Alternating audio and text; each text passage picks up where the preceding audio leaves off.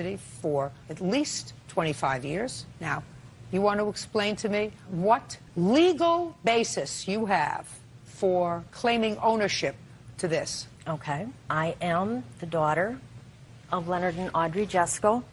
The gown was handmade by a friend of my parents when the first child was born, Bonnie. She was born 9/25/1949. She passed away. Just a second. That was a sibling of yours? Yes, my older sister. Okay, go ahead. She passed away 8 days later due to complications with spina bifida. It's not that I don't care, but it's not relevant. Okay. Well, anyway, it was made for her. Okay. And then all of us children were baptized in it. Okay. The gown was made from my mother's wedding veil. Okay. And my father is very upset that Jean had it. Now, when my brother... Just a second. How old is your father?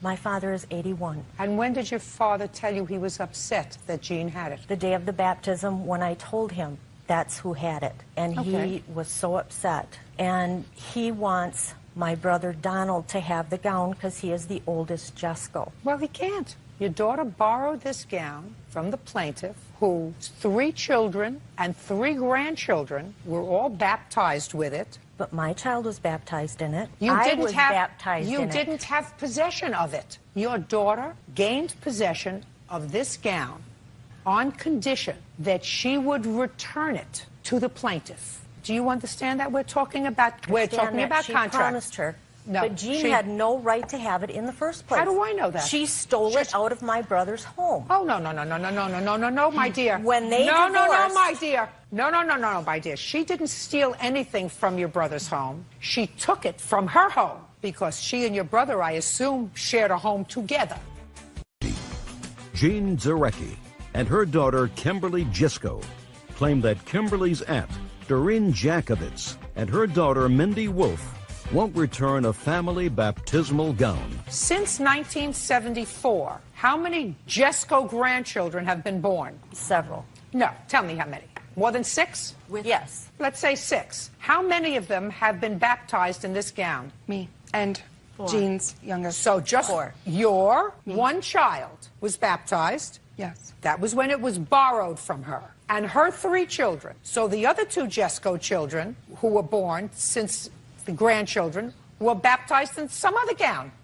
That would be a fair statement? Or they weren't baptized. Whether they weren't baptized or not, if they were baptized in something other than this, correct? And they managed to survive. You have no claim to this gown. Even though it was made by my parents? My parents purchased it. It wasn't made, listen to me, it wasn't made by your parents. According to what you told me a moment ago, it was made by a friend of your parents. My parents purchased it. That's all right. That doesn't make any difference. It was made out of my mother's wedding veil. You are not entitled to this.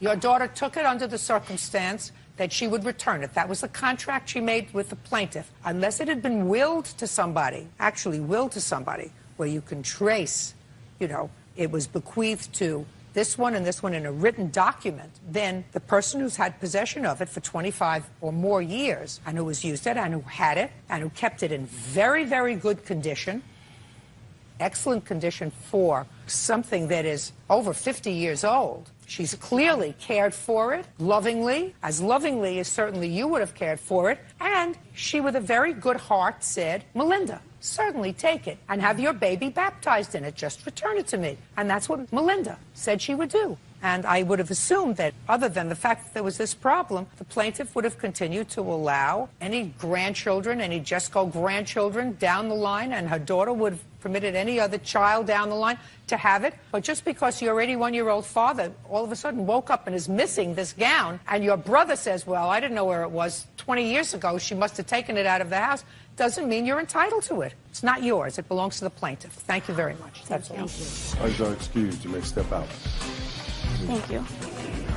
It's still in the Jesko family. It should be shared. To me, it's not who has it. But it shouldn't take 6 months there. It's just that it stays in the Jesko family. I'm heartbroken. If my then mother-in-law wanted them to have it, she sure would have given it to them. Oh, it's not done, that's for sure. And now the next case. All parties in the matter of Chambers versus Jones, step forward. Bernie Chambers is suing his niece, Autumn Jones, for car rental fees. and a loan for bail. Mr. Chambers, Miss Jones is your niece. Yes, ma'am. Is that your sister's daughter? Yes. Your complaint alleges 2 loans to her. One for a car rental, where you allowed her to use your credit card in order to rent a car. And the second one for bail, because while she was in that car, She got pulled over and she arrested. got pulled over and arrested. You have very bad luck or very poor judgment. I'm not sure which. In any event, Miss Jones says that you're a very good uncle. You've always helped her financially in the past. You have a very good job, and there was never an agreement to pay you back. How old are you, Miss Jones? 29. How many children do you have? 5. Who do they live with? Me. How do you support them? I'm a hotel auditor. You work full-time? Yes, I do. How long have you had that job? Since I've been in Marquette, so about a year. Tell me about this rental car. The end of May, I've been gone for about a year. The end of May, Gone from where? from Benton Harbor, Michigan. I moved to Marquette.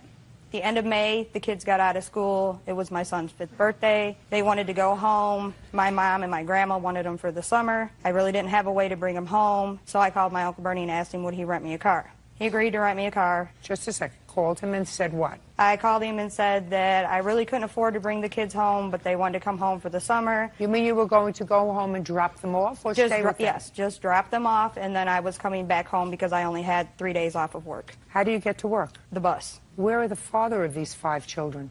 In prison. One father? Yes. And how long has he been in prison? 4 years. When is he getting out? Maybe another 5. What's he in prison for? A number of things. How old are your children? 10, 5, 4, 3, and 1. I can understand the 10 and the 5, maybe even the 4. The 3 and the 1 is hard for me to understand. Yeah. He was out in between, and then he went back. Real cases, real people. Judge Judy. Bernie Chambers says his niece, Autumn Jones, owes for rental car charges and a loan for bail. Autumn claims she never agreed to pay the money back. So you were dropping all 5 children off and then going back to work. Yes. And your Uncle Bernie said? He said just to make sure that the car was dropped back off on time and that don't worry about it. He's helped me before in the past, so. So you rented the car. From whom? From Avis Car Rental. And he gave you his credit card to use? Yes, ma'am. And what were your instructions upon returning the car? Just to drop it off when I was done. Did you get any paperwork? Yeah, I got paperwork. I mean, you just return the car, you drop it off, you leave the keys. Did you fill it up with gas? Yeah. I put it what it was on Which when I got was? in it. About a quarter of a tank. I never heard of Avis giving anybody a car with a quarter of a tank of gas. They usually give you a car with a full tank of No, gas. it didn't have a full tank of gas. So you just dropped it off, and nobody said to you, you're supposed to fill the car up with gas when you bring it back, otherwise you're charged, I don't know, No, on $20 a gallon for gas? on the paperwork it just says it has to be back where it was at when you pick the car up. All right, Mr. Chambers, let's start with the car. She wanted to come visit. She needed to rent a vehicle for all of her kids and herself to come down. She said, all I need is a credit card for a deposit. I will pay the rental. I said, fine, you know, family. She came down and got arrested. I don't know what you mean. You said fine. Fine, for the deposit. You have to have a deposit. And she didn't have a credit card. She didn't have a credit card. So it was your understanding that she was going to pay for the car rental, She promised. but just use your credit card as it so Correct. that she knew she had the car. Correct. Go ahead. She came down and promptly got arrested, and my sister, her mother, called me and asked me if I could bail her out. We're not talking about the bail yet. We're talking about the credit card and the car. Let's stick to the car. She promised she'd pay for it. There was no discussion about dropping off a vehicle or anything of that matter. All she How wanted- much was the car? $746.46. Now tell me about the bail. My sister called me the 30th, asked me if I could bail her out. She didn't have any money.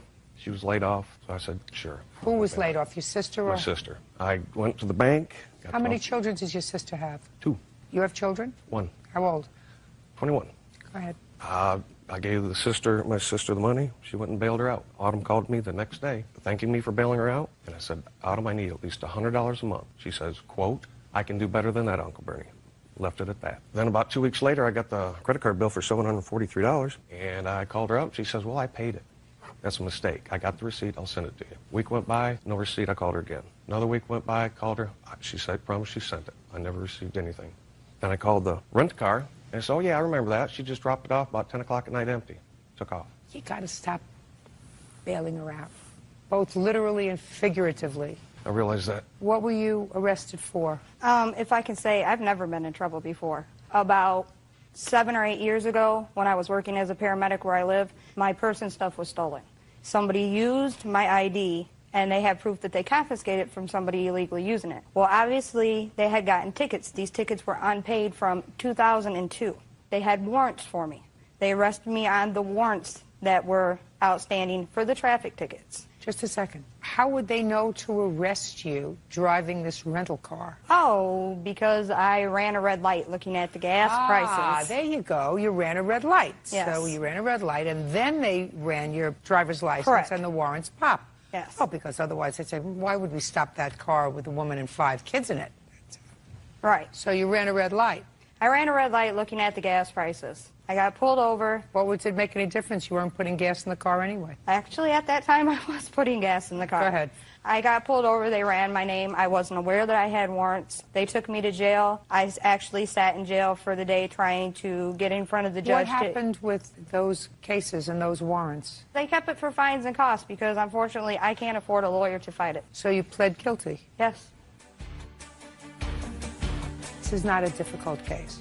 Unfortunately, you are on the hook for the bail. I'm going to tell you why. You're off the hook for the car. She owes you for the car for $746.46, because I believe without question that she said to you, Uncle Bernie, can I just use your credit card to hold this car for me? As far as the bail is concerned, Mr. Chambers, you have to understand that this is a court. And while I would ordinarily like to fix that responsibility where it belongs, which would be right over here for this young 29-year-old woman who clearly has no sense of responsibility whatsoever, including bringing 5 children into the world, the last 2 of whom, I'm sure they're very nice young children, but you don't. You know, somebody who's in and out of jail, you don't decide as an activity in between prison terms to have a baby with them. So her judgment is clearly lacking.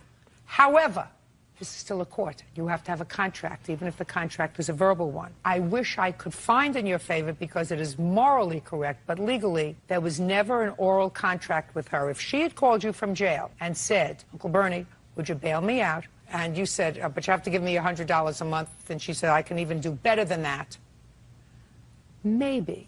But there are lots of interpretations you can put on I can do better than that. And some of them do not create a contract to repay you for the bail. Don't do it again. I will not. Don't do it again. Judgment for the plaintiff in the amount of $6.46. Thank you. Parties are excused when they step out. My uncle's a good person. He's the one that always helps me when I've been in trouble. Oh, it's like a knife in the back. I'm sorry for it costing me something, Thought I was doing the right thing. but what can I do other than say I'm sorry? No good deed goes unpunished. Not to ask for help, because it hurts more than